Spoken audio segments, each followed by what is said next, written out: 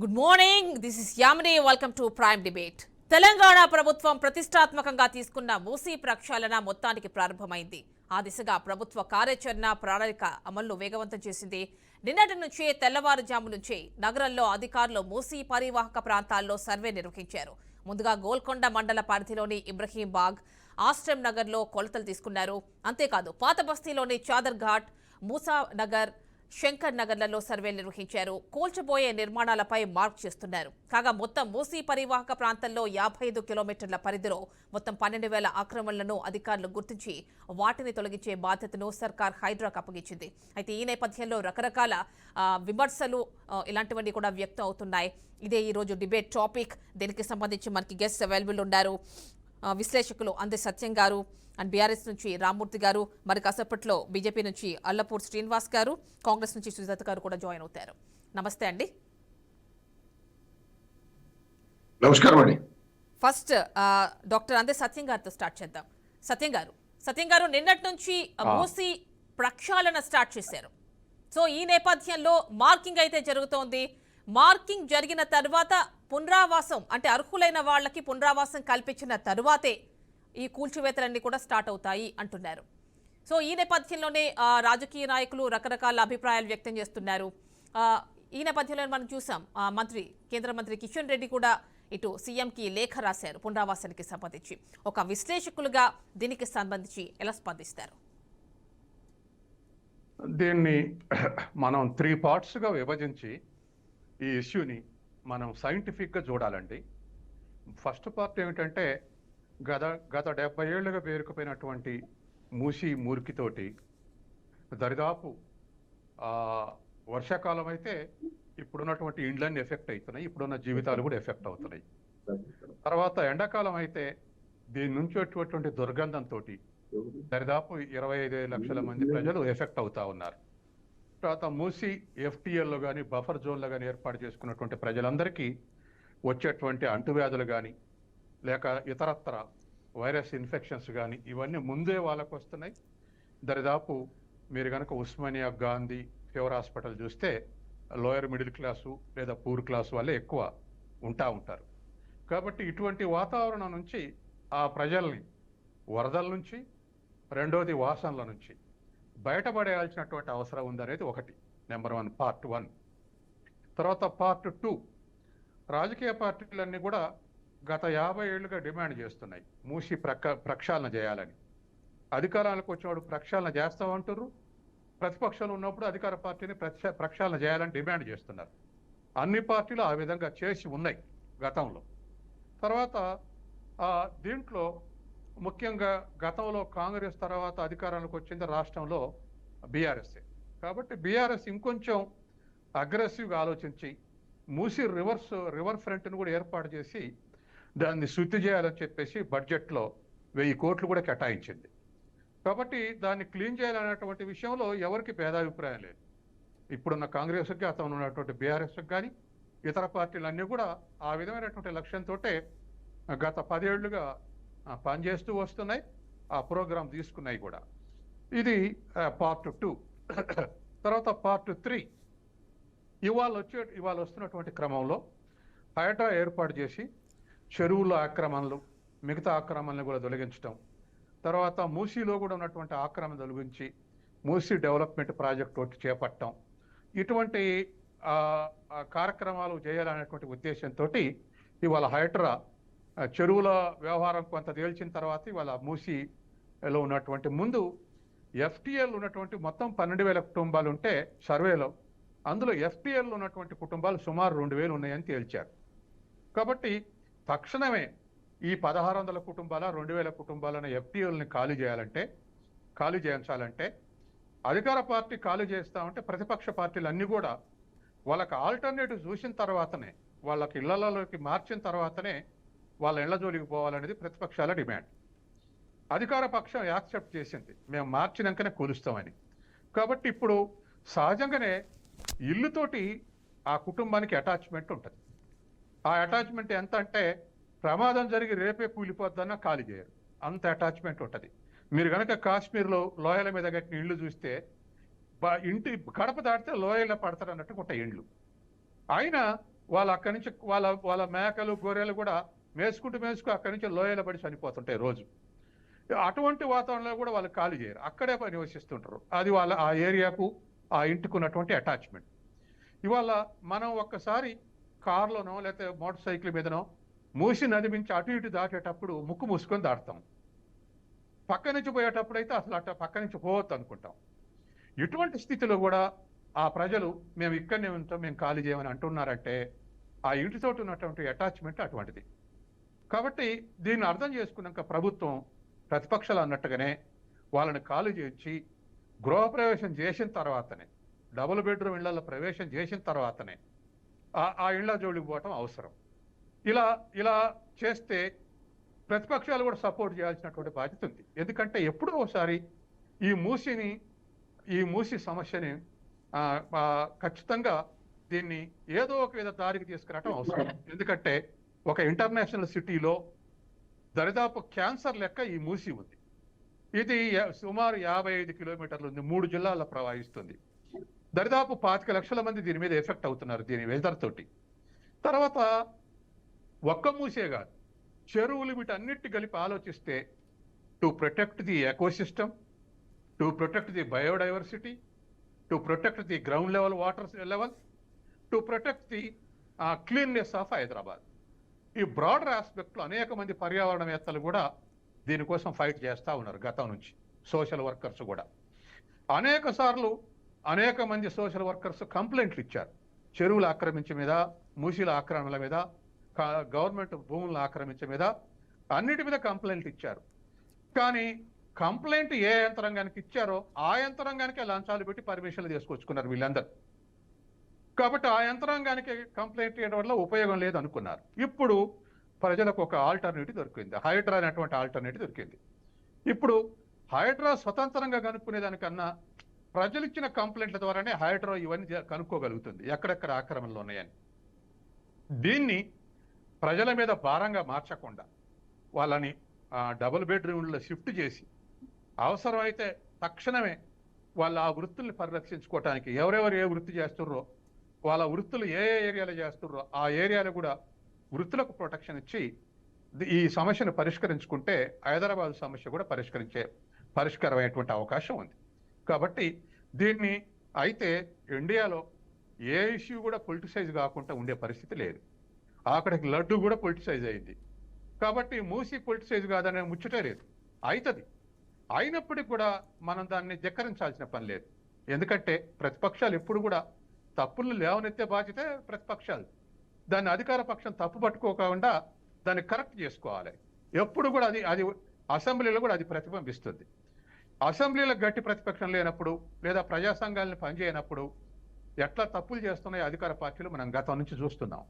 కాబట్టి ఈ చర్చ అవసరమే. కాకపోతే దీన్ని అడ్డగించి ఫెయిల్యూర్ చేయటం కాకుండా దీన్ని పరిష్కార దిశగా అన్ని పార్టీలు కూడా వాళ్ళ వైఖరిని అనుసరిస్తే దీనికి పరిష్కారం లభించేటువంటి అవకాశం ఉంది. ఇది హైదరాబాద్ కూడా పరిష్కారం. అంటే అర్హులకు మాత్రమే పునరావాసం, లబ్ధిదారులకు మాత్రమే ఏవైతే ఇవి డబుల్ బెడ్రూమ్ ఇళ్ళు ఉన్నాయో అవి కేటాయిస్తామంటున్నారండి. అంటే దీనిలో అర్హులంటే ఎవరు వస్తారు? ఇప్పుడు మిడిల్ క్లాస్ వారి ఇందులోకి వస్తారా? వాళ్ళ పరిస్థితి ఏంటి? ఇల్లు అంటే సొంత ఇల్లు అంటే అది జీవితకాల కష్టం, వాళ్ళు మళ్ళీ నిర్మించుకోగలరా? వాళ్ళ పరిస్థితి ఏంటి? ఇప్పుడు ఒకటండి, అడుగున ఎఫ్టీఎల్ పోయి జీవించే వాళ్ళు నిజమైనటువంటి అర్హులే. ఎందుకంటే ఎవరు కూడా బయట ఇళ్ళు ఉన్నటువంటి వాళ్ళు పోయి ఎఫ్టీఎల్ మురికి నీళ్ళల్లో ఉండరు. కాబట్టి 99% వాళ్ళంతా అర్హులే. పక్కన అటువైపు ఇటువైపు ఉండేటువంటి వాళ్ళు మాత్రం, అంటే బఫర్ జోన్లు ఉండేటువంటి మాత్రం ఒక 25% నా పర్సనల్ ఇన్వెస్టిగేషన్లో బడాబాబులు అంటే పెద్ద క్యాపిటలిస్ట్ అని కాదు కానీ పొలిటికల్ లీడర్స్ అటుపక్క ఇటుపక్క ఆక్రమించి చిన్న చిన్న ఇళ్ళు కట్టి కిరాయిలకు ఇవ్వటం, లేదా పేదల్ని మీరు వేసుకోండి నా సోటు కానీ మీరు వేసుకోండి అని పేదలను ముందు పెట్టి వాళ్ళ ఆక్రమణ రక్షించుకోవటం, ఇటువంటివి కూడా కొన్ని ఉన్నాయి బఫర్ జోన్లో. వాటి విషయం వచ్చినప్పుడు మరొకసారి ఎవాల్యుయేషన్ చేయటం అవసరం. వాటి విషయం వచ్చినప్పుడు ఎఫ్టీలో మాత్రం అబ్సల్యూట్గా కట్టినిళ్లలోకి మార్చడం, వాళ్ళకి అయిన ఖర్చులు ఇవ్వటం, అవసరమైతే వాళ్ళ వృత్తుల ప్రొటెక్షన్కు వాళ్ళు ఏ ఏరియాలో ఏం చేసి బతుకుతుర్రో అటువంటి ఆల్టర్నేటివ్ కూడా సూచించేటువంటి. ఇప్పుడు ఉదాహరణకు ఒక దగ్గర ఆటో స్టాండ్ ఉంటే ఇతరులు రానివ్వరు, ఆ ఏరియాలో ఉంటుంది. ఇట్లా షిఫ్ట్ అయినటువంటి వాళ్ళకు ఆ ఏరియాలో కూడా అలో చేసే విధంగా మార్చాలి. లేదా పళ్ళ దుకాణాలు, లేదా కూరగాయల దుకాణాలు, లేదా ఇంకొక వృత్తి, ఇటువంటి ఎవరెవరు ఏ వృత్తి చేస్తారో ఆ వృత్తికి ఆ ఏరియాలో ప్రొటెక్షన్ ఉండే విధంగా కూడా చర్యలు తీసుకుంటే సమస్య పరిష్కారం అయ్యేటువంటి అవకాశం ఉంది. ఓకేనండి. బీఆర్ఎస్ నుంచి రామ్మూర్తి గారితో మాట్లాడదాం. రామ్మూర్తి గారు చూస్తున్నారు కదా, నిన్నటి నుంచి గుడ్ మార్నింగ్ అండి, నిన్నటి నుంచి స్టార్ట్ అయింది ప్రక్షాళన, మూసీ ప్రక్షాళన, ఏమంటారండి? అంటే అంజయ్ సత్యం గారికి, మీకు, బీఆర్కే ఛానల్ ప్రేక్షకులకు అందరికీ నమస్కారం. సార్ చాలా క్లియర్ గా చాలా విషయాలు కూడా చెప్పారు. అంటే మా పార్టీ నుండి కూడా చాలా క్లియర్ గా మూసీ నది మీద మేము తీసుకున్న నిర్ణయాలు, మేము చేసిన పనులు ప్రజలందరికీ తెలుసు. ఒక శుద్ధి చేసి, మురికి నీటిని శుద్ధి చేసి వాటిని మూసీ నదిలో దానివల్ల కొంచెం ప్రజలు కూడా చాలా ఆరోగ్యంగా ఉంటారు అనేది అదొక భాగం. రెండోది, వాస్తవానికి ప్రజలకు ఇప్పుడు అందొచ్చిన కాలంగా కేసీఆర్ గారు దాదాపు 1,00,000 బెడ్రూమ్లు కట్టి ఉన్నారు. 1,00,000 బెడ్రూమ్లలో 60,000 బెడ్రూమ్లు ఆల్రెడీ డబుల్ బెడ్రూమ్లు ప్రజలకు ఇచ్చినాం. సత్యం గారు అన్నట్టు ఆ ప్రాంతంలో ఉండే వాళ్ళు ఎవ్వరు కూడా ఉన్న వాళ్ళు ఉండరు. ఎందుకంటే మురికి నీళ్లలో ముక్కు మూసుకొని గబ్బు వాసనలో ఉండాల్సిన గత్యంతరం మిడిల్ కాస్ట్ వాళ్ళకు, అప్పర్ వాళ్లకు ఉండే అవకాశం లేదు. కాబట్టి చాలా నిరుపేదలు, వీళ్ళ మీద మానవతా దృక్పథంతో మనం వ్యవహరించాల్సిన అవసరం ఉన్నది. ముఖ్యంగా బాధ్యత గల ప్రభుత్వం ఇంకా ఎక్కువ ప్రేమ వాళ్ళపైనే చూపెట్టాల్సిన అవసరం ఉన్నది. కానీ ఏ ప్రభుత్వం అయితే పేదలపై ప్రేమ చూపెట్టాల్సిన ప్రభుత్వం బుల్డోజర్లు పెట్టి వాళ్ళని కొట్టేసే విధానమే ఈ సభ్య సమాజం వాళ్ళని తప్పుపడుతున్నది. మేమే కాదు, అందరూ కూడా మీరు చూశారు. చాలా ఇళ్లలో పెద్ద పెద్ద వాళ్ళకు కోర్టులకు పోయి వాళ్ళు పర్మిషన్ తెచ్చుకొని వాళ్ళు స్టే ఆర్డర్ తెచ్చుకొని వెసులుబాటు కల్పిస్తున్నారు. కానీ చిన్న వాళ్ళని మాత్రం డైరెక్ట్ పోయి మనం చూసాము. కేసీఆర్ గారు ఎక్కడున్నారో మీరు రండి అన్న, మా ఇల్లు కూలగొడుతున్నారు, మా షాప్ కూలగొడుతున్నారు అని అరుపులు మనం వింటున్నాం. ఒక పక్క ఒక చిన్న పాప కూడా సార్ మేము బుక్కులు తీసుకుంటాం అన్నా కూడా వదిలిపెట్టకుండా వాటిని బుల్డోజర్ తోటి కొట్టేసిన స్టోరీలు మనం వింటున్నాం. ఒక గర్భిణీ స్త్రీలు అయితే వాళ్ళు కూడా అయ్యో పాపం అని వాళ్ళు ఎంతో ఇబ్బందులు పడుతూ వాళ్ళ ఆర్తనాదాలు చూస్తుంటే నిజంగా గుండె ఖచ్చితంగా అక్కడ ఉన్న వాళ్ళు ఆర్తనాదాలు ఖచ్చితంగా బాధ పెడతాయి. అయితే మేము నోటీసులు ఇస్తున్నాము, వాళ్ళు ఖాళీ చేయట్లేదు అంటున్నారు. ఏది నిజం? నోటీసులు ఇస్తున్నారా, లేకపోతే ఓవరాల్ గా మిస్ అవుతున్నాయా, ఓవర్లాప్ అవుతున్నాయా?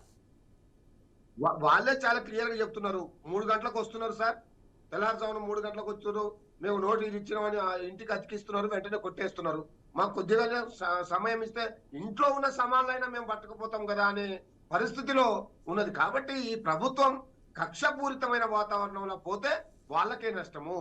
మా కేటీఆర్ గారు అన్నట్టు మేము 40,000 ఇండ్లు ఆల్రెడీ కట్టి ఉన్నాయి. ప్రజలకు ఎవరైతే మీరు 16,000 అన్నారు, 16,000 మంది ఆల్రెడీ FTL లో కానీ లేకపోతే బఫర్ జోన్ లో కానీ ఉన్నారు. ఇంకా 24,000 ఇండ్లు కట్టున్నాయని మా కేసీఆర్ గారు ఇంతకుముందే ఎప్పుడో అన్నారు.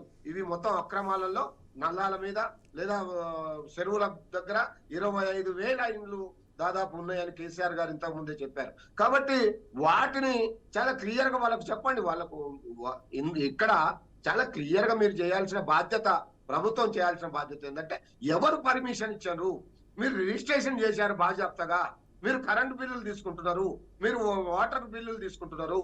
కాబట్టి మీరు ఇవన్నీ చేసిన వాళ్ళ మీద చర్యలు తీసుకోవాల్సిన బాధ్యత ప్రభుత్వం పై ఉన్నది. బిల్డర్ మీద చర్యలు తీసుకోవాలి, ఎవరైతే కట్టి అమ్మిన వాళ్ళు. కానీ రూపాయి కూడబెట్టి వాళ్ళ చదువులకు, పిల్లల చదువులకు ఇవ్వకుండా ఏదో ఒక నివాసం ఉందామని కొనుక్కునే వాళ్ళు, పేదలు వాళ్ళకు ఏ విధంగా మీరు నష్టపరిహారం చెల్లిస్తారో ప్రభుత్వం కూడా దాన్ని నిర్ణయించాల్సిన బాధ్యత ఉన్నది. ఎందుకంటే రిజిస్ట్రేషన్ చేసింది మీరే, కరెంటు కనెక్షన్ ఇచ్చింది మీరే, నల్లా కనెక్షన్ ఇచ్చింది మీరే. కాబట్టి గవర్నమెంట్ బాధ్యత తీసుకోవాలి. రామ్మూర్తి గారు, పాలకులు మారారు కానీ 10 సంవత్సరాలు ఇప్పుడు వచ్చినటువంటి గవర్నమెంట్, కాంగ్రెస్ గవర్నమెంట్ గత 10 సంవత్సరాలు మీరున్నారు. కాకపోతే అధికారులు ఆల్మోస్ట్ వాళ్లే ఉన్నారు. ఎలాంటి చర్యలు తీసుకుంటే బాగుంటుంది? ఎందుకంటే వాళ్ళు కంటిన్యూ అవుతూనే ఉన్నారు. ప్రభుత్వాలు, నేనేమంటున్నాను మేడం, ప్రభుత్వాలు మారుతూ ఉంటాయి కానీ పర్మిషన్లు ఇచ్చేది ఆ ప్రభుత్వాలు కాదు. అధికారులు. ఆ అధికారులు ఎవరైతే ఉన్నారో అప్పుడున్నా ఇప్పుడున్నా గత 70 సంవత్సరాలు నడుస్తున్నది ఇది. ఇదేదో 10 సంవత్సరాలు కేసీఆర్ గారు ఖచ్చితంగా. వచ్చాక ఇంకా తగ్గినాయి కానీ 70 సంవత్సరాల నుండి కాంగ్రెస్ ప్రభుత్వం నిర్వహించింది. మిగతా రకరకాల ప్రభుత్వాలు వచ్చాయి, రకరకాల వాళ్ళు వచ్చిపోయారు. టీడీపీ కూడా ఇక్కడ ఉన్నది. కాబట్టి ఎవరు వచ్చారు ఎవరు పోయినారు అనేది కాదు. అధికారులు అయితే శాశ్వతం కదా, వాళ్ళైతే చట్టపరంగానే ఇస్తారు కదా. మరి ఏ రకంగా వాళ్ళు ఇచ్చారు? ఎన్ని సంవత్సరాల క్రితం ఒకరు అయితే అంటున్నారు, అయ్యా నా వయసు 25 సంవత్సరాలు, నేను పుట్టింది కూడా ఇక్కడే అంటున్నారు. కాబట్టి 25 ఏళ్ల నుంచి ఆ పర్మిషన్లు ఉన్నాయి. మరి అలాంటి వాళ్ళకు ప్రభుత్వం ఎలాంటి వెసులుబాటు కల్పిస్తుంది, ఏమి నష్టపరిహారం ఇస్తుంది, ఇవన్నీ చూసుకోవాల్సిన బాధ్యత నిజంగా ప్రభుత్వం పై ఉన్నది. కాబట్టి మీరు మంచి చేయండి, మీకు సపోర్ట్ గా ప్రతిపక్షమైన మా పార్టీ కూడా సపోర్ట్ చేస్తుంది. కానీ మీరు పేదలపై బుల్డోజర్లు పెడతాం, ఉన్నోళ్ళకు ఒక రకమైన చట్టం, లేని వాళ్ళకు ఒక రకమైన చట్టాన్ని మేము ప్రయోగిస్తామంటే మాత్రం బీఆర్ఎస్ పార్టీ చూస్తూ ఊరుకోదని ఈ సందర్భంగా మీ ద్వారా ఈ ప్రభుత్వాన్ని హెచ్చరిస్తున్నాం. 15,000 మీరు చేసే పనులు 15,000 ఇళ్లు చెప్పండి. ఇస్తామంటున్నారు కదండి. ఇప్పుడు ఏదైతే మూసీ రివర్ లో FTL కావచ్చు, బఫర్ జోన్ లో కావచ్చు, ఏవైతే గుర్తిస్తారో ఫస్ట్ FTL లో ఉన్నటువంటి వాళ్ళకి మొదట పునరావాసం కల్పిస్తాం. ఆ తర్వాతే ఏదైతే ఉన్నాయో అక్రమ నిర్మాణాలు కావచ్చు ఇవన్నీ కూడా కూల్చివేస్తాం. ప్రస్తుతం మార్కింగ్ అయితే చేస్తున్నామంటున్నారు. వీళ్ళు పెద్ద ఇబ్బంది పడాల్సిన అవసరం లేదు. చాలా చాలా ఈజీగా కేసీఆర్ గారు ఎంతో కష్టపడి 1,00,000 ఇండ్లు కట్టాడండి. 60,000 ఇండ్లు ఇచ్చాము, 40,000 ఇండ్లు ఆల్రెడీ ఉన్నాయి. వీళ్ళు కూడా ఇంకా మీరే అన్నారు చాలా మందికి దాదాపు 3-4 లక్షల మంది ఇంకా ఇండ్లు లేని పేదలు ఉన్నారన్నారు. మీరు కట్టండి, ఎవరు వద్దంటాలే, ఎవరు కాడంటాలే. ఉన్న 40,000 ఇండ్లు ఈ ఎవరైతే FDL లో కానీ లేదా బఫర్ జోన్ లో కానీ ఎవరైతే అక్రమంగా ఉన్న నిరుపేదలు అర్హులైన వాళ్ళేదో కోటీశ్వర్లు ఉంటే వాళ్ళకి ఏమని మేము కూడా అడుగుతాలి. పేదలకు ఫస్ట్ మీరు గృహప్రవేశాలు ఇవ్వండి, వాళ్ళకి తాళాలు ఇవ్వండి, వాళ్ళని అక్కడికి పంపించిన తర్వాతనే మీరు వాటిని కొట్టేయండి అని మేము కూడా చెప్తున్నాం, మేము కూడా సపోర్ట్ చేస్తాం. కానీ మీరు కక్షపూరితమైన వాతావరణాన్ని తీసుకొస్తే చూస్తూ ఊరుకోదని ఈ సందర్భంగా మీకు తెలియజేస్తున్నాం. కాబట్టి మీరు చేసే పనులు ఇప్పుడు మీరే అంటారు. వాస్తవానికి కేసీఆర్ గారు మూసీ నదిని చాలా సుందరీకరణం చేయాలి, ఆ వాటర్ ని కూడా మొత్తం మురుగు నీటిని మొత్తం శుభ్రం చేసి మూసీ నదిలో కుదలాలని 1000 కోట్లతోటి చాలా గొప్ప పని చేస్తున్నారు.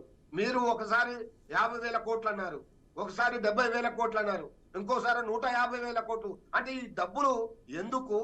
మీకు కనీసం దాని యొక్క డ్రాఫ్టే మీరు ఇంతవరకు తీయలేదు. మీరు ఎందుకు లక్షలు పెంచుకుంటా పోతున్నారో నాకు అర్థం కావడం లేదు. కాబట్టి మీరు దీంట్లో ఏదో ఒక ఉద్దేశం ఉంది. మీరు దీంట్లో అవినీతి మయం అనేది చాలా క్లియర్ గా కనబడుతున్నది. ఈ పేరు చెప్పి మీరు ఎన్నో కోట్ల రూపాయలు దండుకోవాలని ఒక దుర్మార్గమైన కుట్ర ఇమిడి ఉన్నదని ఈ సందర్భంగా తెలియజేస్తున్నాం. మీరు చేసేదేదో చెప్పండి. కేసీఆర్ గారు ఆల్రెడీ చేస్తున్నారు. మీరు నిజంగానే మీకు చిత్తశుద్ధి ఉంటే ఎంత ఖర్చు అవుతుంది, ఏం చేయగలుగుతున్నారు అనేది ఒక డ్రాఫ్ట్ అనేది మీరు ఫస్ట్ ప్రజల ముందు ఉంచాలని ఈ సందర్భంగా తెలియజేస్తూ, వాటిని అంచనాలు పెంచి మీ ఇష్టం ఉన్నదే చెప్పి మీ మంత్రులు ఒక మాట చెప్తారు, మీరు ఒక మాట చెప్తారు. మీరు చెప్పి ఆ వచ్చే వాటిని మీరు దండుకొని మీరు ఢిల్లీకి కప్పం కట్టడానికి ఈ ప్రయత్నాలు చేస్తున్నారు. హైడ్రాను తీసుకొచ్చింది కూడా అందుకే అని మా అభిప్రాయం. ఖచ్చితంగా హైడ్రా పేరు మీద మీరు ఢిల్లీ పెద్దలకు కప్పం కట్టడానికి మాత్రమే జరుగుతున్నాయని, ఎందుకంటే పెద్దోళ్ళని చాలా మందిని బెదిరిస్తున్నారు. ఆల్రెడీ మీరే అధికారులను పిలిచి మీరు వసూలు చేస్తే బాగుండదని మీరేదో ఇండైరెక్ట్ అన్నా, మీరు చేస్తున్నది మాత్రం అదే అని మా ప్రతిపక్షంలో ఉన్న మేము ఖచ్చితంగా, మేమే కాదు ప్రజలు కూడా అంటున్నారు. సార్ చాలా మందికి నోటీసులు పోయినాయి, దాదాపు 30,000 మందికి ఆల్రెడీ వీళ్ళు నోటీసులు పంపి వీళ్ళు ఒక దొంగసాటున సెటిల్మెంట్లు కూడా చేసుకుంటున్నారని మాకు ఇండైరెక్ట్ గా తెలిసింది. ఖచ్చితంగా ఇవన్నీ బయట పెడతాం. ఎవరెవరిని బెదిరిస్తున్నారు, ఎవరెవరితో సెటిల్మెంట్ చేసుకుంటున్నారు, వీళ్ళు చేసే పని ఏంది, వీళ్ళకు అసలు దీని వెనక ఉన్న మర్మం ఏందో ఖచ్చితంగా బయట పెడతామని ఈ సందర్భంగా తెలియజేస్తున్నాం. ఓకేనండి, మనకి బీజేపీ నుంచి అల్లంపూర్ శ్రీనివాస్ గారు ఉన్నారు. శ్రీనివాస్ గారు నమస్తే. అల్జాపూర్ శ్రీనివాస్. ఎస్ అండి, అల్జాపూర్ శ్రీనివాస్ గారు నమస్తే అండి. నమస్కారం. చూస్తున్నారు కదా, నిన్నటి నుంచే మూసీ ప్రక్షాళన స్టార్ట్ అయింది. మీ నేత, బీజేపీ నేత, అదేవిధంగా కేంద్ర మంత్రి కిషన్ రెడ్డి కూడా ఒక లేఖ రాసున్నారు. సీఎంకి. ఫస్ట్ పునరావాసం కల్పించండి, ఆ తర్వాత కూల్చండి అని. వాళ్ళు కూడా అదే చెప్తున్నారు, కాంగ్రెస్ గవర్నమెంట్ కూడా. మేము ఫస్ట్ ఏదైతే ఉన్నాయో అవన్నీ కూడా గుర్తిస్తాము, అక్రమ కట్టడాలు ఎఫ్టీఎల్లో కావచ్చు, బఫర్ జోన్లలో కావచ్చు. ఆ తర్వాతే వాళ్ళకి పునరావాసం, ఎవరైతే లబ్ధిదారులు ఉన్నారో, అర్హులు ఉన్నారో వాళ్ళకి పునరావాసం కల్పించిన తర్వాతే మేము ఇవన్నీ కూల్చివేతలు స్టార్ట్ చేస్తామని వాళ్ళు కూడా అంటున్నారు. సో ఎలా స్పందిస్తారు ఏమిటి? ఇప్పుడు ఒక ఉదాహరణకు 2013 ల్యాండ్ అక్విజిషన్ యాక్ట్ ప్రకారంగా చూసినట్టయితే కోర్టు కానీ చట్టం కానీ ఏం చెప్తుంది? ఆ యామిని గారు R&R ప్యాకేజ్ ఇచ్చిన తర్వాత, కాంపెన్సేషన్ ఇచ్చిన తర్వాత వాళ్లకు పునరావాసం, R&R మొత్తం రిహాబిలిటేషన్ పునరావాసం కల్పించిన తర్వాతనే మీరు సర్కార్ కోసం కావాల్సినటువంటి ఒక ల్యాండ్ తీసుకోండి డబ్బులు ఇచ్చి అని చెప్పి చెప్తుంది. ఇక్కడ కూడా అదే లాగు కావాలి కదా. చట్టం మన చేతుల్లో ఉంది, ప్రభుత్వం మన చేతుల్లో ఉంది, లేదా ప్రభుత్వ యంత్రాంగం, పోలీస్ యంత్రాంగం మన చేతుల్లో ఉంది. సాటర్డేస్ సండేస్ మొత్తంగా కూడా కూల్చేస్తా, రోడ్డు మీద తీసుకొస్తా, పిల్లల పుస్తకాలు లేకుండా వంట వండేటువంటి సిలిండర్ కూడా చేతికి రాకుండా క్రష్ చేసేటువంటి ఇది సర్కార్ యొక్క లక్ష్యం కాకూడదు ఎప్పటి కూడా. సర్కార్ అనేది ప్రజల సంక్షేమం కోసం, రాష్ట్ర అభివృద్ధి కోసం పనిచేయాల్సిన బాధ్యత సర్కార్ది. కాబట్టి ఇది రోటీ కపడా ఆర్ మకాన్, కూడు గూడు గుడ్డ, ప్రభుత్వం కనీసంగా ఆలోచించి వారిని ఆదుకోవాల్సిన బాధ్యత సర్కార్. మీ కారణంగానే, అంటే నిన్నటి వరకు ఉన్నటువంటి అధికారులు లేకుంటే అంతకుముందు ఉన్నటువంటి అధికారులు చేసిన తప్పిదాల కారణంగా మూసి కావచ్చు, లేదంటే చెరువులన్నీ కావచ్చు కబ్జాకు గురైనాయి. వాళ్ళ మీద యాక్షన్ తీసుకోరు మీరు. వాళ్ళ యొక్క ఫైల్ ముందర పెట్టి ఏ ప్లాట్ మీద పోతున్నాం, ఆ ప్రాంతంలో ఎప్పటి నుంచి వాళ్ళు ఉంటున్నారు, ఆ ఉంటున్నటువంటి సమయంలో ఏ అధికారి ఉన్నాడు, ఆ అధికారి ఏ రకంగా కరెంట్ కనెక్షన్ ఇస్తాడు, ఈ రకంగా ఏమీ ఆలోచించకుండా వాళ్ళని బాధ్యతలు చేయకుండా ఇష్టారీతిన తీసేస్తా అంటే అన్యాయం అవుతుంది కదా యామిని గారు. మేము అదే చెప్తున్నాం. సుందరీకరణ కావచ్చు, ప్రాపర్టీ ప్రొటెక్షన్ కావచ్చు, ఈ యొక్క నగరం యొక్క పేరు దేశవ్యాప్తంగా ఇంకా విశ్వవ్యాప్తంగా వెలుగొందాలంటే ఈ యొక్క నగరం అన్ని రకాలుగా సౌకర్యవంతంగా కావాలి. విదేశీ కంపెనీలు కూడా ఈ యొక్క సిటీకి రావాలి. ప్రజలకు కూడా గర్వంగా చెప్పుకునేటువంటి ఒక టూరిజం పాయింట్ హబ్ కావాలని కోరుకుంటాం అందరం కూడా. ఎందుకంటే దాని ద్వారానే మార్కెట్ ఉంటుంది, బిజినెస్ అవుతుంది, అందరికి కూడా సంతోషం ఉంటుంది. కానీ వచ్చిండే తడవ ఐడియా వచ్చిన తడవ తెల్లారి అమలు చేస్తా అంటే ఈ కోర్టులు ఉండేందుకు, చట్టాలు ఉండేందుకు, ప్రభుత్వం యొక్క బాధ్యత విస్మరించి నేనేదో చెయ్యాలి, తుగ్లక్ లాగా నేనేదో చేయాలి, హిట్లర్ లాగా అంటే కరెక్ట్ కాదు. ఇన్ని రోజులు చెప్తూ సుమారుగా 2 మాసాల నుంచి నడుస్తున్నట్టు ఈ తతంగం యామిని గారు ఈ యొక్క ఎన్నడూ కూడా ముఖ్యమంత్రి గారు వారి పట్ల దయతోని స్పందించిన పాపాన పోలేదు. నిన్నాక మొన్న ఒక్కసారి పునరావాసం గురించి మాట్లాడారు. అంటే అంతకుముందు వారు ముఖ్యమంత్రి కదా 2 మాసాల నుంచి. అంతకుముందే ఈ అధికారులు మీ చేతుల్లో ఉన్నారు కదా. ఎవరైతే కబ్జాకు అలో చేసినటువంటి అధికారులు కావచ్చు, లేకుంటే ఎవరైతే ఎన్ఓసి ఇచ్చినటువంటి అధికారులు కావచ్చు, లేకుంటే పర్మిషన్లు ఇచ్చినటువంటి అధికారులు కావచ్చు, మీ చేతుల్లో ఉన్నారు కదా. వాళ్ళ గురించి ఎప్పుడు అడుగుతారు మీరు? ఎక్కడైనా ఒక ఎఫ్ఐఆర్ అన్నా కానీ ఇష్యూ చేసినారా మీరు? మీరు చెప్పండి నాకు. Without any notice by HYDRAA అంతకుముందు అధికారుల యొక్క ఫైల్ ముందర తీసుకొని వాళ్లకు వీళ్ళకైతే అన్అఫిషియల్గా పాత ఎప్పుడో ఇచ్చినటువంటి నోటీస్ ఆధారంగా మీరు హైడ్రా పేరు మీద కూర్చేస్తున్నారే. ఆ నోటీస్ ఆధారంగా మరి అధికారులకు ఎంక్వైరీ ఎందుకు చేయరు మీరు? వాళ్ళ మీద యాక్షన్ ఎందుకు తీసుకోరు? వాళ్ళ యొక్క పేమెంట్స్ ఎందుకు ఆపరు? రిటైర్ అయితే వాళ్ళ యొక్క పెన్షన్ ఎందుకు ఆపరు? వాళ్ళ బెనిఫిట్స్ ఎందుకు ఆపరు? వాళ్ళ మీద ఎఫ్ఐఆర్లు ఎందుకు కావద్దు? These are the 6th or 7th party in these cases Yamini గారు. లేఅవుట్ కావచ్చు, ఇరిగేషన్ కావచ్చు, కరెంట్ కావచ్చు, ఇంకా అనేక ఇతరత్ర పర్మిషన్లు వాళ్ళ సంతకాలు అయిన తర్వాత వారు 6th or 7th man to occupy the position. వాళ్ళు ఏమని వాళ్ళు కావాలి, A2 కావాలి అధికారులందరూ కూడాను. బై యాక్సెప్టింగ్ బ్రైబ్ వాళ్ళని ఆక్యుపై చేసేటువంటి ఒక ప్రక్రియకు సపోర్ట్ చేసేటోళ్ళు మీరు సంతకాలు చేసి. సో ఇవన్నీ వాళ్ళు బాధ్యులు కాకుండా గరీబుల మీద పంపిస్తా అంటే ఇప్పటికీ భారతీయ జనతా పార్టీ ఈ యాక్షన్స్ నిర్ణయాన్ని సుందరీకరణ నిర్ణయాన్ని లేక్ ప్రొటెక్షన్ యొక్క నిర్ణయాన్ని బీజేపీ సపోర్ట్ చేస్తుంది. Provided poor should not be left on the roads. ఏ కోశానికి కూడా ఖాళీ చేతులతోనే రోడ్డు మీద రాకుండా ఈ 16,000 ఉన్నాయా ఇంకా ఎక్కువ ఉన్నాయా లేకుంటే రైల్వే పట్టాల ఇరువైపులా సర్కారు యొక్క భూములు ఉంటే వాటి యొక్క దృష్టిలో పెట్టుకుని ఎన్ని ఇండ్లు ఉన్నాయి, అటువంటి కబ్జాకోర్లు ఎంతమంది ఉన్నారు, విధి లేక ఆ గుడిసెల్లో విధి లేక కంపులో రామూర్తి గారు చెప్పినట్టుగా అక్కడ ఉంటున్నట్టు అంటే తప్పనిసరిగా వాళ్ళకు షెల్టర్ ప్రభుత్వం ద్వారా అవసరం. అంటే ఇప్పుడు ఏవైతే ఎఫ్టీఎల్ బఫర్ జోన్ లో వచ్చాయో ఇప్పుడు గుర్తొస్తే తప్పు కదంటారా? ఇంతకు ముందంతా కూడా వాళ్ళు అదే మురికి కూపంలో ఉండిపోయారు. గవర్నమెంట్ డబుల్ బెడ్రూమ్ ఇల్లు అంటోంది. వాటిలో ఎందుకు వాళ్ళందరికీ కూడా కేటాయింపులు చేయలేకపోయారు? అఫ్ కోర్స్ ఇది దీనికి సంబంధించిన మ్యాటర్ కాకపోయినప్పటికీ కూడా నిర్లక్ష్యం ఎన్నడన్నా మాట్లాడినారా యామాని గారు? లాస్ట్ గవర్నమెంట్ కూడా ఎన్నడన్నా రైల్వే పట్టాల వెంబడి ఉన్నటువంటి ఒక పేదలు గుడిసెలు వేసుకునే టీన్ షెడ్లు వేసుకున్నటువంటి ఒక పేదల గురించి ఒక దిక్కు వాళ్ళు బయలు పోతా ఉంటారు, అక్కడ కూర్చుంటా ఉంటారు. మనం చూడమా ట్రైన్లలో పోతా ఉంటే ఆ యొక్క సీన్ ఎప్పుడన్నా సర్కార్ ఆలోచించింది? ఏదో సర్కార్ కావచ్చు కాక, whether it could be Congress or previous government TRS government ఎన్నడన్నా ఆలోచించి అరే కట్టి 10 ఏళ్ళ 9 ఏళ్ళ 8 ఏళ్ళ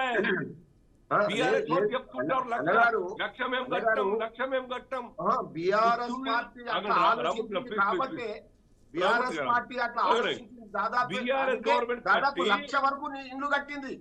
నేను అదే చెప్తున్నా, 8 సంవత్సరాలు ఆయా 7 సంవత్సరాలు ఆయా కదా యామిని గారు. ఆ 8 సంవత్సరాలు 7 సంవత్సరాలు ఎందుకు పంపిణీ చేయలేదు ఫస్ట్ చెప్పాలి సర్కార్, బీఆర్ఎస్ సర్కార్. ఆ రోజు అరే పుచ్చులుడిపోతున్నాయి, దర్వాలు పిక్కబోతున్నారు, అన్సోషల్ ఎలిమెంట్స్ ఆక్యుపై చేసి గలీజ్ పనులు చేస్తూ ఉంటారు. అవన్నీ కూడా అన్యూజ్డ్ అక్కడ ఉంటున్నాయంటే ఎంత నిర్లక్ష్యం పాత సర్కార్ది కూడా. ఈ సర్కార్ కూడా అదే కోల నిర్లక్ష్యం చేస్తూ ఉంటే ఇది అధికారుల గురించి సింపుల్ గా ఒక ఆర్డర్ ఇవ్వడం కాదు, హైడ్రాక్ పవర్ ఉందని చెప్పేసి ఇష్టారాజ్యంగా చేయడం కాదు. మేము సపోర్ట్ చేస్తాం ఇల్లీగల్ యాక్టివిటీస్ కి, మీరు వాళ్ళని యాక్షన్ తీసుకుంటా ఉంటారు. We want interfere. ఇంకా మీరు మేము రికమెండేషన్ కూడా చెయ్యం. కానీ దయా హృదయంతో మానవీయ కోణంతో పేదోళ్ళ మీద బతకనికి వచ్చిన వాళ్ళ మీద మీరు ఒక చల్లని చూపాల్సిన బాధ్యత ఉంటుంది. వాళ్ళు ఏం పాపం చేసినారండి? హైడ్రా గురికై రోడ్డు మీదకి వచ్చినారు. ప్లాట్లు జీవిత లక్ష్యం ఒకటి ఉంటుంది వాళ్ళకు, ఒక ఇల్లు చిన్న ఇల్లు కట్టుకోవాలి, 100 గజాలు 150 గజాలు కట్టు. అది కొని మోసపోయి కొన్నందుకు రోడ్ల మీదకి వచ్చు. అపార్ట్మెంట్లు కడతా ఉన్నారు. వాళ్ళు పెద్దోడు బిల్డర్ అవుట్ అయిపోతే ఏం కాదని ఇంకా ప్రాపర్టీస్ ఉంటాయి, ఇంకా బిజినెస్ ఉంటాయి. వాళ్ళ జీవితంలో ఒక్కసారి లోన్ తీసుకొని అతి కష్టం మీద లోన్ తీసుకొని కట్టుకుంటా జీవితకాల అచీవ్మెంట్ అనేది, జీవితకాలం పాటు అచీవ్మెంటే ఒక మధ్య తరగతి వ్యక్తి కావచ్చు, ఏ వ్యక్తికైనా ఏ కుటుంబానికైనా జీవితకాలం పాటు కష్టపడి సాధించేటువంటి ఒక అచీవ్మెంట్ ఇల్లు అనేది, సొంత ఇల్లు. మరి వాటిని కూల్ చేస్తే ఇప్పుడు ఎవరు లబ్ధిదారులు అవుతారు? మధ్య తరగతి వాళ్ళ పరిస్థితి ఏంటి? అదే చెప్తున్నారు, మధ్య తరగతి వాళ్ళు ఎన్నడూ కూపప్ కావాలి, వాళ్ళు మళ్ళీ ఎన్నడూ ప్లాట్ తీసుకోవాలి, మళ్ళీ ఎన్నడూ ఇల్లు కట్టుకోవాలి, ఇది కదా. కాబట్టి సర్కార్ మీరు కూర్చోండి, ఒక మంచి ఆలోచనతోని ఫ్రేమ్ చేయండి, వర్కౌట్ చేయండి, ఏం చేస్తే బాగుంటది వాళ్ళ గురించి మాట్లాడదామండి. శ్రీనివాస్ గారు, కాంగ్రెస్ నుంచి మనకి సుజాత గారు ఉన్నారు. ఈ క్వశ్చన్స్ వారిని అడుగుదాం. వారు ఉన్నారు. నమస్తే సుజాత గారు, ఫోన్ లైన్ లో అందుబాటులో ఉన్నారు. నమస్తే గారు, గుడ్ మార్నింగ్. గుడ్ మార్నింగ్ అండి. నిన్నటి నుంచి స్టార్ట్ చేసింది మీ గవర్నమెంట్ మూసీ ప్రక్షాళన. మరి ఈ నేపథ్యంలో రకరకాల కామెంట్స్ వస్తున్నాయి. ఏ సమాధానం చెప్తారు? ఇప్పటి వరకు విన్నారు కదా మనకి మాట్లాడిన వాళ్ళు. సారీ, నేను నాకు ఫోన్ ఇన్ కాబట్టి టెక్నికల్ ప్రాబ్లం ఉండడం బట్టి నేను లైవ్ లో పార్టిసిపేట్ చేయలేకపోయాను. అయినా వాళ్ళ మాటలు నేను వినలేకపోయాను. జస్ట్ మీ వాయిస్ తప్ప వాళ్ళ వాయిస్ వినబడలేదు నాకు. సో మీరు క్వశ్చన్ అడిగితే నేను ఆన్సర్ చేస్తాను. అంటే ఇప్పుడు ఎవరైతే నిర్వాసితులు ఉన్నారో వాళ్ళందరికీ కేటాయింపులు జరగాలి, ఖచ్చితంగా జరగాలి అని అంటున్నారండి. అండ్ మధ్యతరగతి వాళ్ళ పరిస్థితి ఏంటి? వాళ్ళు అర్హుల కిందకు వస్తారా? ఎందుకంటే ఒక్కసారి ఇల్లు కట్టుకోవడం అంటే అది జీవితకాలపు అచీవ్మెంట్. అది ఒక్కసారి కూల్ చేస్తే మళ్ళీ కట్టుకోవడం సాధ్యపడుతుందా? మధ్యతరగతి పరిస్థితి ఏంటి? ఇలాంటి క్వశ్చన్స్ అన్ని రేజ్ అవుతున్నాయి. ఒక్కటండి, ఎవరైతే అర్హులు ఉన్నారో వాళ్ళకి, పేద వాళ్ళకి ఇళ్ళు అంటే ఇందిరమ్మ ఇళ్ళు ఇచ్చుకోవాలని ప్రభుత్వం ఆల్రెడీ సంకల్పం చేపట్టింది. అండ్ రెండవది ఇంకోటి, పర్మిషన్స్ ఎలా తీసుకున్నారు అంటే వాళ్ళు ఆ రోజు అఫ్కోర్స్ అన్ని ప్రభుత్వాలు చేస్తుండొచ్చు. అందులో మెజార్టీగా బీఆర్ఎస్ ప్రభుత్వం గత 10 ఏళ్లుగా ఇష్టం వచ్చినట్లు. నేనే చెప్తున్నాను, మూసీలో ఎంతో మందికి అసలు నాళల్ని పూర్తి చేసి ఈ స్థలాన్ని ప్రభుత్వమే డైరెక్ట్ గా ఇచ్చింది అంటే ఇందులో ఎంత పెద్ద ఆశ్చర్యం ఒక్కసారి ఆలోచించుకోండి. ఇలా 1 కాదు 2 కాదు అన్ని చోట్ల జరిగినటువంటి విషయం. అన్ని ప్రభుత్వాల్లో జరిగాయి, ఎక్కువ తక్కువ జరిగింటాయి. మనం ఎప్పటి నుంచో అంటున్నాము, మరి నాళల్ని పూర్తి చేసి తీసి ఆక్రమించిన వాళ్ళకి వాళ్ళ మీద ఏదైనా ప్రభుత్వం ఇనిషియేటివ్ తీసుకుంటుందా? నాళల్లో కట్టిన వాళ్ళ ఇండ్లను కూల్చేస్తుందా? పర్మిషన్లు లేకుండా కట్టిన వాళ్ళని తీసేస్తుందా? మనమే సవాల్ ఇస్తున్నాము, ఎన్నోసార్లు మనమే ఛాలెంజ్ గా తీసుకున్నాం. అందరం ఒక్కళ్ళు కాదు 2 కాదు అన్ని పార్టీల వాళ్ళు అలాగే మాట్లాడారు.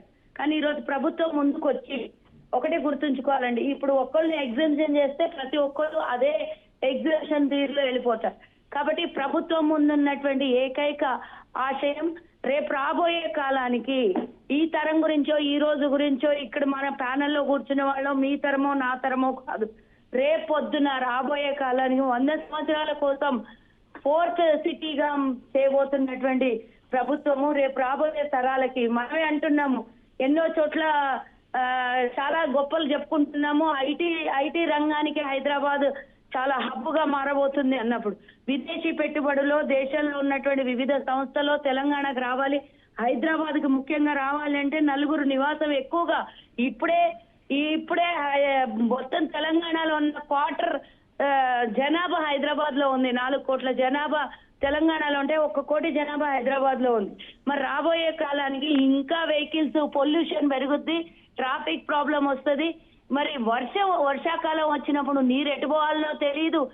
మరి ఇంకో 10 తరాల గురించి ఆలోచించినటువంటి ఈ ప్రభుత్వము తన మన నీ నా అనే భేదం లేకుండా ఎవరైనా సరే బఫర్ జోన్ లో గానీ ఇంకేదైనా అక్రమ కట్టడాలు ఎక్కడున్నా కూడా ఈరోజు ప్రభుత్వం ఎవరిని కూడా ఉపయోగించకుండా అందరి విషయాల్లో సమన్యాయం చేయాలి అని.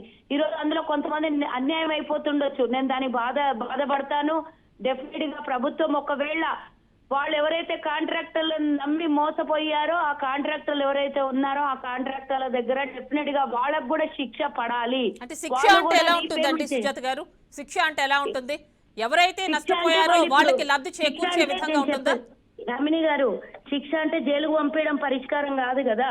శిక్ష మీన్స్ వీళ్ళ దగ్గర అక్రమంగా డబ్బులు తీసుకొని ఈ సర్వే నంబర్ చూపించి ఇంకో సర్వే నంబర్ తో రిజిస్ట్రేషన్ చేయించిన ఎంతో బాబులు రియల్టర్స్ కాంట్రాక్టర్లు ఉన్నారు. మరి వాళ్ళకందరికీ తిరిగి అంటే ఒకవేళ వాళ్ళు బతుకుంటే వాళ్ళ ఆస్తులు ఉంటే డెఫినెట్ గా వాళ్ళ దగ్గర నుంచి వసూలు చేసి ప్రభుత్వము ఇవ్వాలి. ఇది సామాన్య ప్రజల కోరిక కాబట్టి దాని మీద కూడా ఇనిషియేటివ్ తీసుకోవాలనేది నేను ఈ రోజు ఏదో కాంగ్రెస్ పార్టీ లీడర్ గా నేను చెప్పట్లేదు.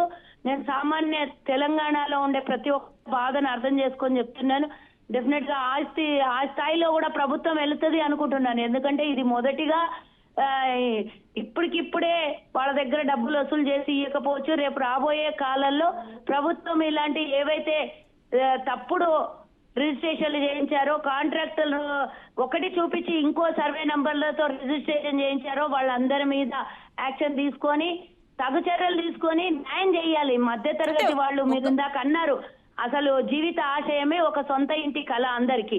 మరి ఆ కళని ఈ రోజు బఫర్ జోన్ లో ఉన్నటువంటి వాళ్ళ ఇండ్లు ఈరోజు కూల్చేయడం వల్ల వాళ్ళు చేయనటువంటి తప్పుకి శిక్ష అనుభవిస్తున్నారు. కాబట్టి ఎక్కడైతే ఈ తప్పు జరిగిందో నేను రాజకీయ నాయకురాల్లాగా మాట్లాడట్లేదు, సామాన్య ప్రజల్లో భాగస్వామిగా నేను మాట్లాడుతున్నాను. ఎక్కడైతే తప్పు జరిగిందో అక్కడ వాళ్ళకి కంపల్సరీ పట్టుకొచ్చి శిక్ష వేయాలి. అయితే ఆఫీసర్లు ఉంటే సస్పెండ్ చేసి వాళ్ళ దగ్గర మరి ఎంత లంచం తీసుకున్నారో అంత వసూలు చేయాల్సినటువంటి బాధ్యత ప్రభుత్వం మీద కూడా ఉంది. రాబోయే కాలంలో డెఫినెట్ గా ఇది కూడా జరుగుతుందని నేను అనుకుంటున్నాను. మనం అందరి కోరికనే యామిని గారు, మనం ఒక్కసారి గుర్తుంచుకోవాలి. మనందరం ఎన్నో ఏళ్లు అంటున్నాం, ప్రతి ప్రభుత్వానికి ఛాలెంజ్ ఇస్తున్నాము. మీకు దమ్ము ఉందా?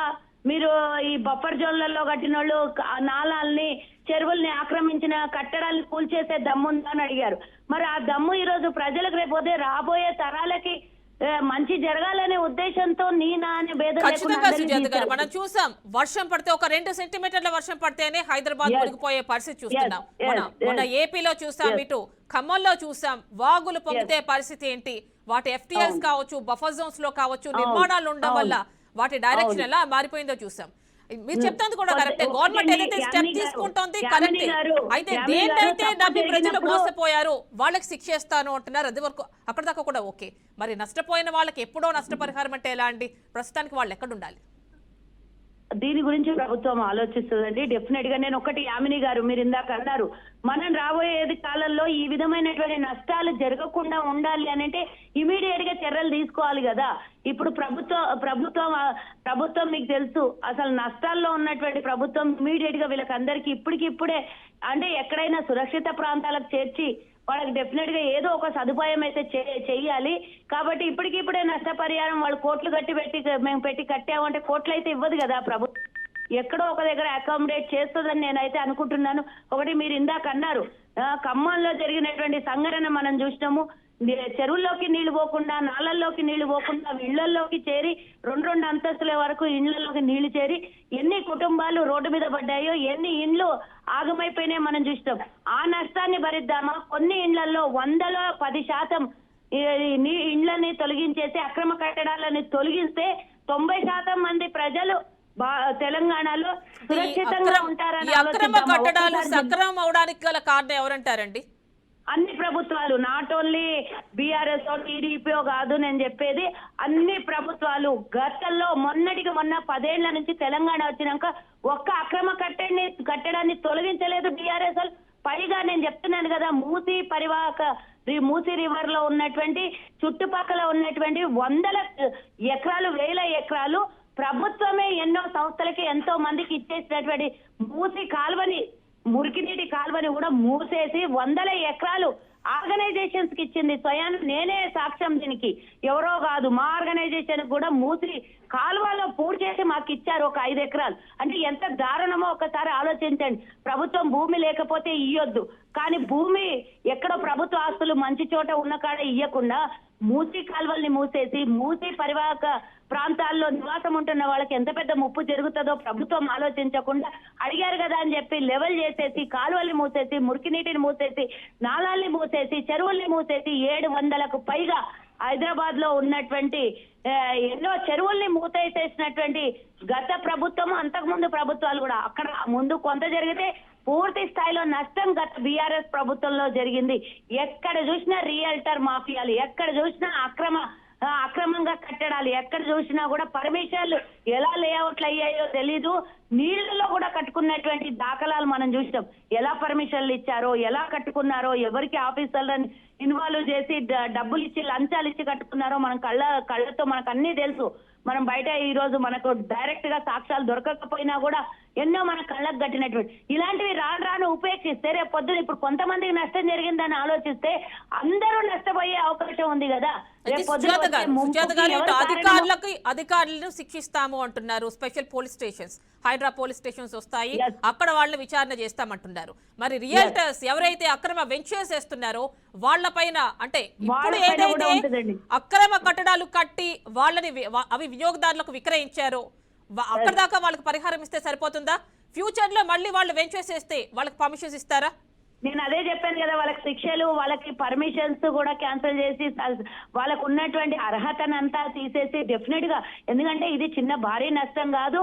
అంటే ఎవరైతే సొంత ఇళ్లు కట్టుకుని అక్రమంగా రిజిస్ట్రేషన్లు చేయించారో అవి కాంట్రాక్టర్ల హస్తం ఉంటది, అందులో ఆఫీసర్ల హస్తం ఉంటది, ప్రభుత్వంలో హస్తం ఉంటది, ఏంది బాత్రూమ్ హస్తం ఉంటది, అన్ని హస్తాలు ఉంటాయి. కాబట్టి ఇక్కడ దీనికి సంబంధించిన వాళ్ళని ఒక్కొక్కళ్ళని బయటికి తీసి డెఫినెట్ గా ఈ పనిష్మెంట్ అయితే ఇవ్వాలి. రాబోయే తరానికి మనం ఏం మెసేజ్ ఇస్తున్నామో ఒకసారి ఆలోచించాలి. ఈ 10% ఉన్నటువంటి నష్టాన్ని 100% నష్టం చెయ్యొద్దు అనేది ప్రభుత్వం ఒక ఆలోచన. నష్టపోతున్న వాళ్ళ పరిస్థితి ఏంటి? అదే ఇక్కడ ఉన్న పాయింట్. డెఫినెట్ గా ఏదో ఒకటి వాళ్ళకి మాత్రం తప్పకుండా చేస్తుందండి ప్రభుత్వము. నష్టాలు అందరికీ రోడ్డు మీద తేవాలని ప్రభుత్వం ఆలోచన కాదు, కానీ అక్రమంగా ఎవరైతే తప్పుడు రిజిస్ట్రేషన్లు చేయించారో, వాళ్ళు ట్యాక్సులు కూడా కడుతున్నారో, వాళ్ళు ఎన్నో ఏళ్ల నుంచి అక్కడ నివాసం ఉంటున్నారో, వాళ్ళు చేసినటువంటి మిస్టేక్ కాదు. బ్యాంకులు లోన్లు ఇచ్చాయి, ప్రభుత్వం రిజిస్ట్రేషన్ ఆఫీస్ లో రిజిస్ట్రేషన్ అయ్యాయి, వాళ్ళు ఎన్నో ఏళ్ల నుంచి ఈఎంఐలు కడుతున్నారు. అక్కడ అన్ని సక్రమంగా జరిగినాక అక్రమ కట్టడాలలో వీళ్ళు ఉండడం వల్ల వీళ్ళకి జరిగినటువంటి నష్టాన్ని అంత ఈజీగా ఎవరు కూడా పూడ్చలేము. ఎంతో కొంత ఉపశమనం చేయగలుగుతుంది, కానీ పూర్తి స్థాయిలో వాళ్ళకి జరిగినటువంటి నష్టాన్ని మాత్రం ప్రభుత్వం తల మీద వేసుకొని నష్టపరిహారం పూర్తి స్థాయిలో ఇవ్వలేదు.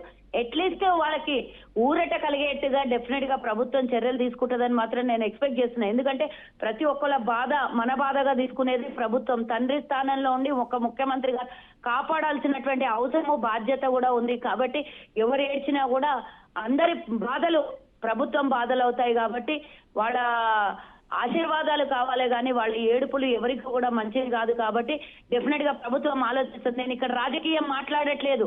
డెఫినెట్ గా నేను ఒకవేళ రాజకీయ నాయకురాల్లాగా మాట్లాడింటే అక్కడ ఉన్నటువంటి బీఆర్ఎస్ బీజేపీలు ఎవరైనా ఈ రోజు వ్యతిరేకిస్తుంటే వాళ్ళని నేను దిమ్మ తిరిగే సమాధానం చెప్పేదాన్ని. కానీ ఈ రోజు అందరి గురించి ఆలోచించి ప్రభుత్వం ఏదైతే నిర్ణయం తీసుకుందో ఆ నిర్ణయం మీద సామాన్య మానవరాలిగా రేపొద్దున నాకు, నా పిల్లలకి, నా పిల్లలకి కూడా నష్టం జరగొద్దు అనే ఆలోచనలు ప్రభుత్వం తీసుకున్నటువంటి నిర్ణయానికి అందరం కట్టుబడి సహకరించాలి. ఎక్కడైతే నష్టం జరిగిందో ఆ నష్టం వెనుకాల ఉన్నటువంటి కారకులందరినీ కూడా తీసుకురావాలని మేము చెప్తున్నాం, మీరు చెప్తున్నారు, ప్రతిపక్షాలు చెప్తుంది, మీడియా అందరూ చెప్తున్నారు. డెఫినెట్ గా ఆలోచనల దిశగా ప్రభుత్వం వెళ్తుంది.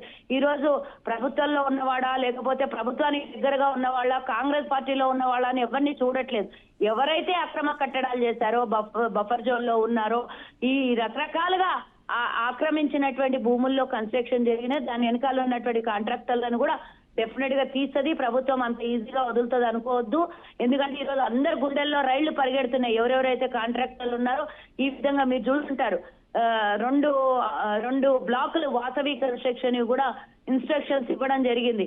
అక్కడ వాళ్ళు చెరువుని ఆక్రమించి కట్టారు అని చెప్పేసి వాళ్ళకు కూడా నోటీసులు పోయాయి అని తెలుసు.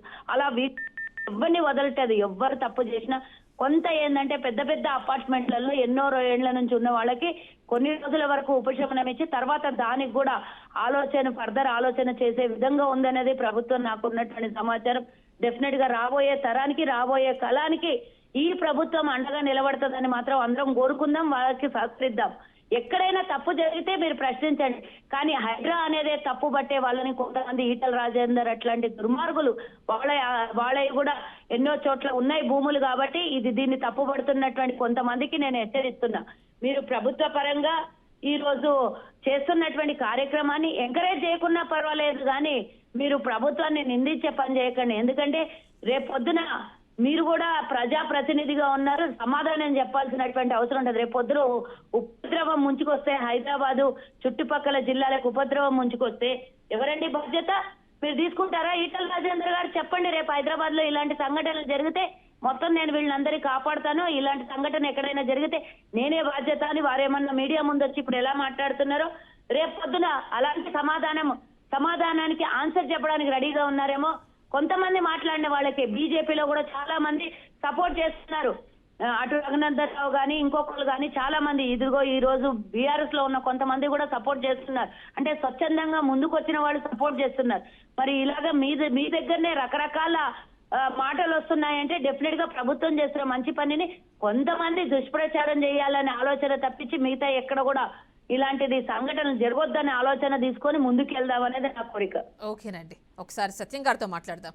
అంతే సత్యం గారు, అంటే ఇక్కడ మనం చూస్తే జీహెచ్ఎంసీ కావచ్చు, హెచ్ఎండిఏ కావచ్చు, ఇవి ఇచ్చే పర్మిషన్స్ ని హైడ్రో ఎలా తప్పు పడుతుంది అని అడుగుతున్నారు.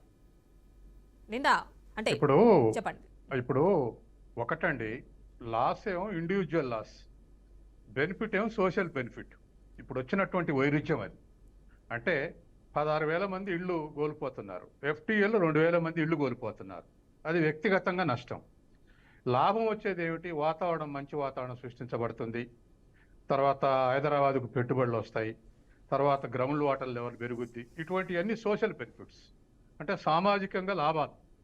నష్టాలు వ్యక్తిగతంగా ఇళ్ళు నష్టపోతున్నారు. ఈ వైరుధ్యంతో వాళ్ళ ఇది ఒక పెద్ద సమస్యగా మారింది, మొదటి అంశం. రెండోది, ఇవాళ ఇంకా దాని మీద సొల్యూషన్స్ చెప్పడం ఇంపార్టెంట్, చాలా ఇంపార్టెంట్.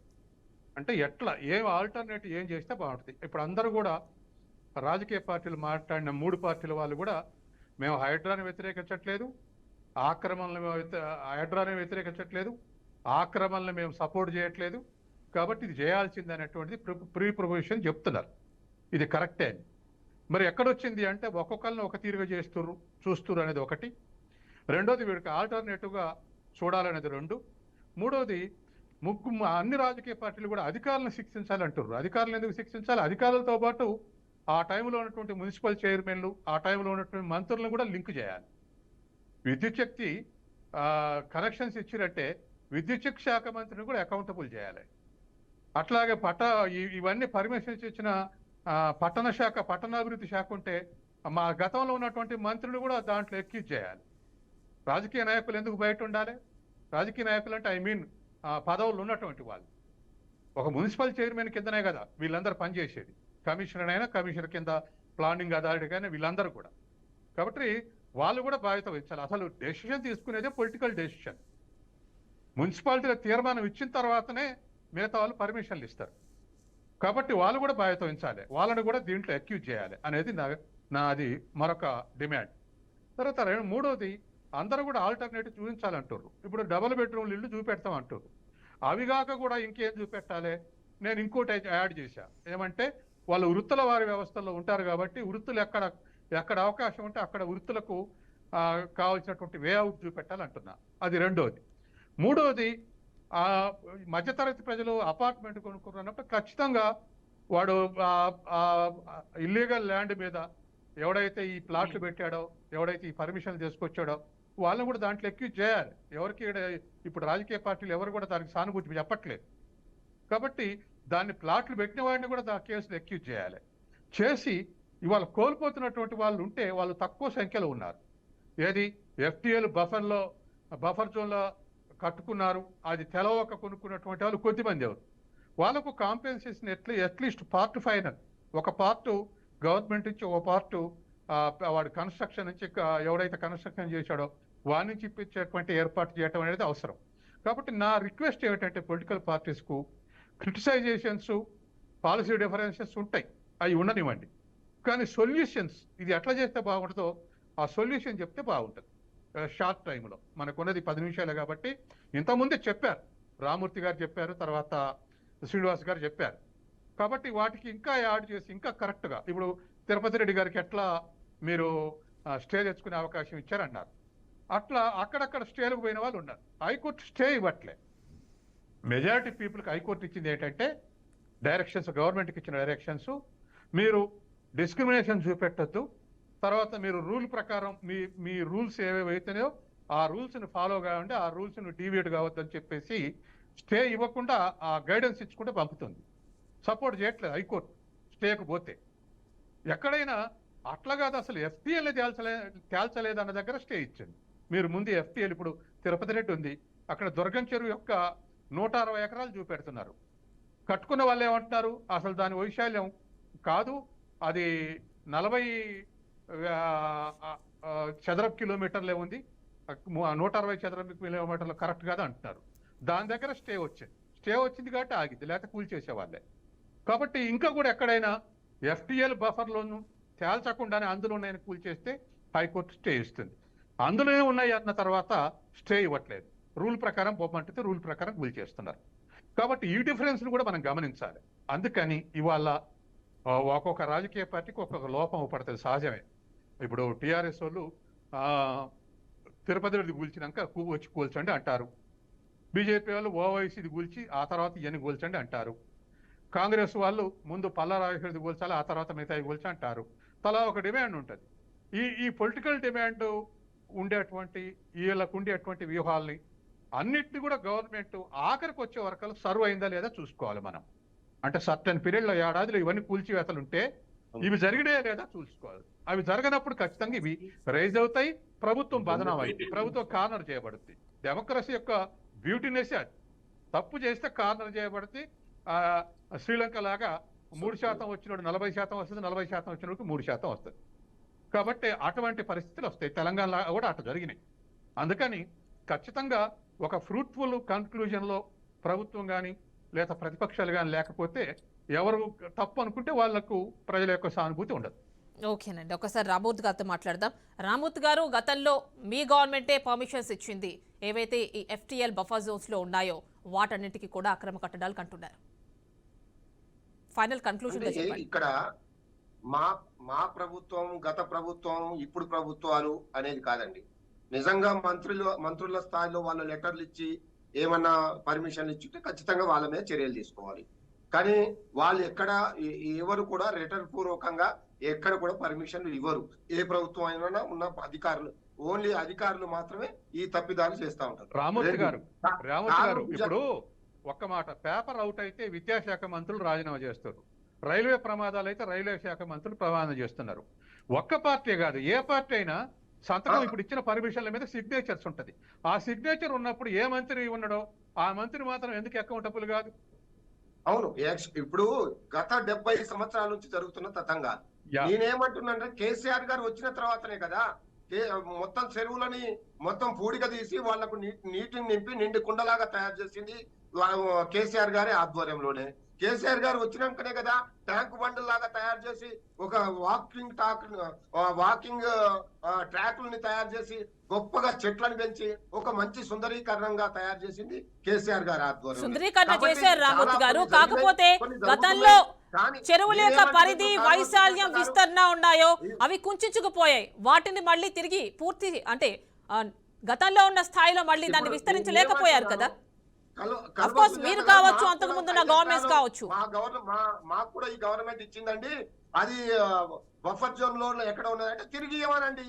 మరి ఇప్పుడు అట్లాంటి వాళ్ళు ఎవరున్నా గవర్నమెంట్ స్థలాలు పొందిన వాళ్ళు వెంటనే తిరిగినండి. ఇక్కడ ఏం జరుగుతున్నదంటే మంది మాటలు పట్టుకొని మారకపోతే ఉన్న ఇల్లు పోయినట్టు ఏదో జరుగుతున్నది. ఇప్పుడు ఇక్కడ హైదరాబాద్ ఇమేజ్ దెబ్బతింటున్నది. హైదరాబాద్ ఒక గొప్ప పేరున్న హైదరాబాద్ ని ఇక కూల్ చేస్తున్నారట, ఆ హైదరాబాద్ ఆగమైపోతుందట అనే ఒక అప్రతిష్ట హైదరాబాద్ కు మూట కట్టుకునే ప్రమాదం ఉన్నది. ఆల్రెడీ మొత్తం రియల్ ఎస్టేట్ డమాలం అయిపోయింది. ఎలాంటి కన్స్ట్రక్షన్ జరగడం లేదు, ఎలాంటి అమ్మకాలు జరగడం లేదు, ఎలాంటి కంపెనీలు రావడం లేదు, ఎలాంటి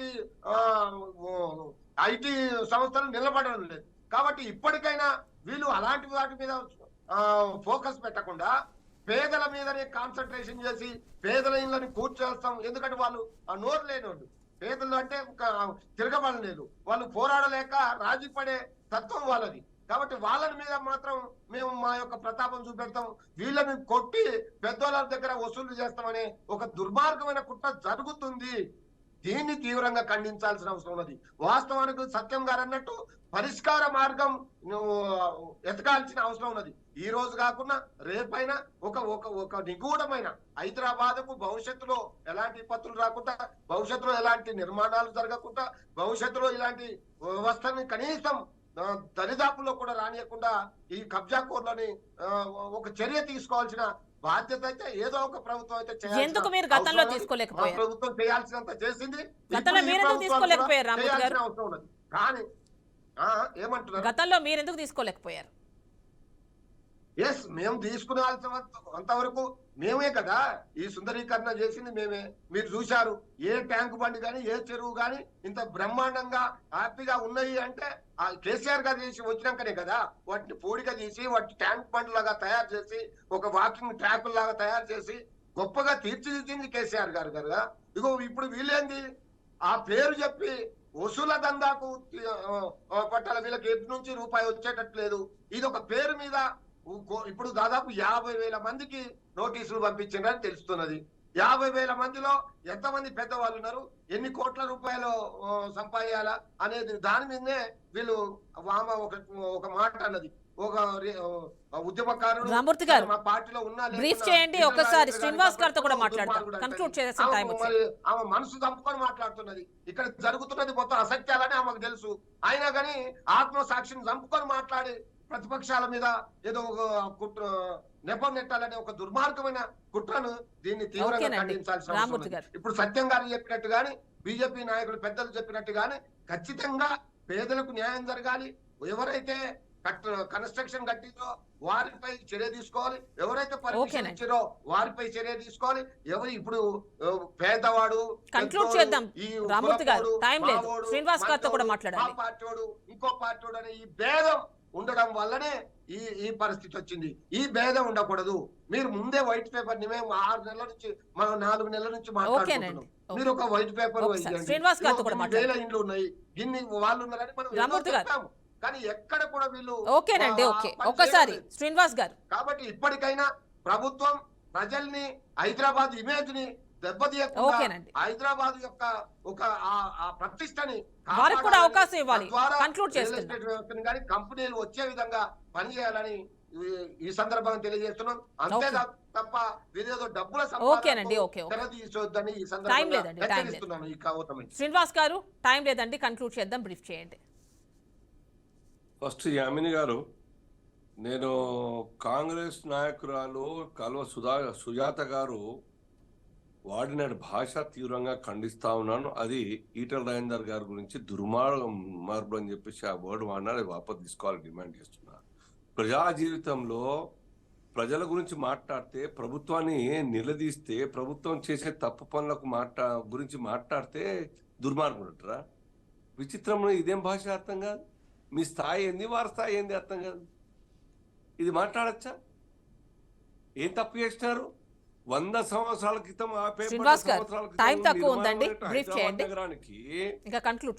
అప్పటి జనాభా 18 లక్షల జనాభా కోసం కట్టినట్టు డ్రైనేజ్ వ్యవస్థను దాని తర్వాత అప్గ్రేడ్ చేయలేదు. అది సరిపోదు. కాబట్టి ఇప్పటికన్నా కేవలం నాలాలు ఈ కుంటలు శుద్ధి చేసినంత మాత్రాన, రీఆక్యుపై చేసినంత మాత్రాన ఆ వాటర్ స్టోరేజ్ లేకుండా వర్షపు నీళ్ళు రోడ్ల మీద రాకుండా ఉండవు. దాని గురించి ఆలోచించండి. ఆ డబ్బు ఏ రకంగా నిర్మాణాలకు ఇబ్బంది కలగకుండా చేయాలని చెప్పి దాని తర్వాత పేదలకు రిహాబిలిటేషన్ గురించి ఈ మాట తప్ప దుర్మార్గుడా? విచిత్రంలో ఇదేం భాష అర్థం కాదు. ఓకేనండి శ్రీనివాస్ గారు, టైం చాలా తక్కువగా ఉందండి, ఇంకా కన్క్లూడ్ చేస్తున్నాం. థ్యాంక్స్ ఫర్ జాయినింగ్ అండి. మనకి విశ్లేషకులు డాక్టర్ అంతే సత్యం గారు, అదేవిధంగా బీఆర్ఎస్ నుంచి రామ్మూర్తి గారు, బీజేపీ నుంచి శ్రీనివాస్ గారు, కాంగ్రెస్ నుంచి మనకి సుజాత గారు. థ్యాంక్స్ ఫర్ జాయినింగ్ అండి. సో చూశారు కదండి, నిన్నటి నుంచి మూసీ ప్రక్షాళన స్టార్ట్ అయింది. ఈ నేపథ్యంలో అక్కడ ఏవైతే ఎఫ్టీఎల్లో కావచ్చు, బఫర్ జోన్లో కావచ్చు అక్రమ కట్టడాలు ఉన్నాయో వాటన్నిటి కూడా ఐడెంటిఫై చేస్తున్నారు. ఫస్ట్ ఆఫ్ ఆల్ అంటే ఎవరైతే నష్టపోతున్నారో వాళ్ళందరికీ, లబ్ధిదారులకి వేరే వేరే చోట డబుల్ బెడ్రూమ్ ఇళ్లు కేటాయించిన తర్వాతే కూలుస్తాము అంటుంది గవర్నమెంట్ కూడా. మిగిలిన ప్రతిపక్షాలు కావచ్చు, మిగిలిన వాళ్ళందరూ కూడా ఇదే చెప్తున్నారు. అయితే విశ్లేషకులు ఏమంటున్నారంటే, హైకోర్టు చెప్పినట్టుగా అందరినీ సమానంగా చూడండి, అందరికీ ఒకే న్యాయం ఉండాలి, కూలిస్తే అందరూ ఎవరైతే అక్రమ కట్టడాలు ఉన్నాయో పేద ధనిక తేడా లేకుండా కూల్చివేయండి అని చెప్తున్నారు. ఇక బీఆర్ఎస్ నుంచి చూస్తే రామ్మూర్తి గారు, ఆయన హైదరాబాద్ బ్రాండ్ ఇమేజ్ దెబ్బతింటోంది ఇలా కూల్చివేతల వల్ల, సో అది కూడా ఒకసారి చూసుకోవాలి అంటున్నారు. సో ఇంకా బీజేపీ నుంచి కూడా శ్రీనివాస్ గారు ఆయన అభిప్రాయాన్ని ఆయన వ్యక్తం చేశారు. కాంగ్రెస్ నుంచి కూడా ఖచ్చితంగా ఎవరైతే వాళ్ళు నష్టపోతున్నారో వాళ్ళందరికీ కూడా పునరావాసం కల్పించిన తర్వాతే చేస్తాం, అయితే ప్రస్తుతం ఉన్న సిచ్యువేషన్లో అంత డబ్బు ఖర్చు పెట్టి వాళ్ళకి పునరావాసం కల్పించలేం కాబట్టి కొంచెం టైం తీసుకుంటాం అంటున్నారు.